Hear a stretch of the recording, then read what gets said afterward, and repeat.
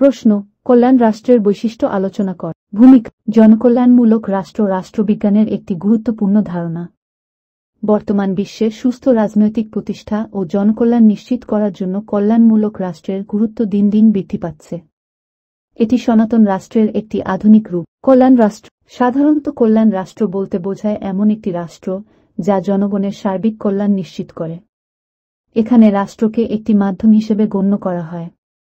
ব্যক্তি নাগরিকদের কল্যাণকেই মুখ্য উদ্দেশ্য ধরা হয় এবং রাষ্ট্রকে কেবল সেই লক্ষ্য অর্জনের জন্য ব্যবহৃত একটি উপকরণ হিসেবে বিবেচনা করা হয়। কল্যাণ রাষ্ট্রের বৈশিষ্ট্য। কল্যাণ রাষ্ট্রের প্রধান বৈশিষ্ট্যগুলো নিম্নে আলোচনা করা হল। ১. জনকল্যাণ সাধন, রাষ্ট্র জনগণের সর্বোচ্চ কল্যাণ নিশ্চিত করে। ২. ব্যক্তি স্বাধীনতা রক্ষা, নাগরিকদের মৌলিক স্বাধীনতা ও অধিকার সংরক্ষণ করা হয়। ৩. অধিকার সংরক্ষণ, নাগরিকদের সামাজিক, রাজনৈতিক ও অর্থনৈতিক অধিকার নিশ্চিত করা হয়। ৪. নাগরিক নিরাপত্তা বিধান, রাষ্ট্র জনগণের সার্বিক নিরাপত্তার নিশ্চয়তা দেয়। ৫. জীবনযাত্রার মান উন্নয়ন, নাগরিকদের জীবনযাত্রার মান উন্নয়নে বিভিন্ন পদক্ষেপ গ্রহণ করা হয়। ৬. পরিকল্পনা প্রণয়ন, রাষ্ট্র উন্নয়ন ও অগ্রগতির জন্য পরিকল্পিত নীতি গ্রহণ করে। ৭. অনুকূল পরিবেশ সৃষ্টি, বসবাস ও কর্মসংস্থানের জন্য অনুকূল পরিবেশ নিশ্চিত করা হয়। ৮. বৈষম্য দূরীকরণ, সামাজিক ও অর্থনৈতিক বৈষম্য হ্রাস করতে কার্যকর ব্যবস্থা নেওয়া হয়। ৯. ন্যায় বিচার প্রতিষ্ঠা, সমাজে সুবিচার ও আইনের শাসন প্রতিষ্ঠা করা হয়। ১০.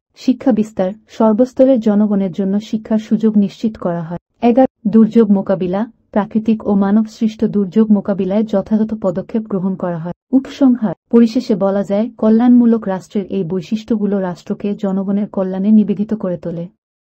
বর্তমান বিশ্বায়নের যুগে জননিরাপত্তা ও কল্যাণ নিশ্চিত করতে কল্যাণমূলক রাষ্ট্র একটি অপরিহার্য ব্যবস্থা।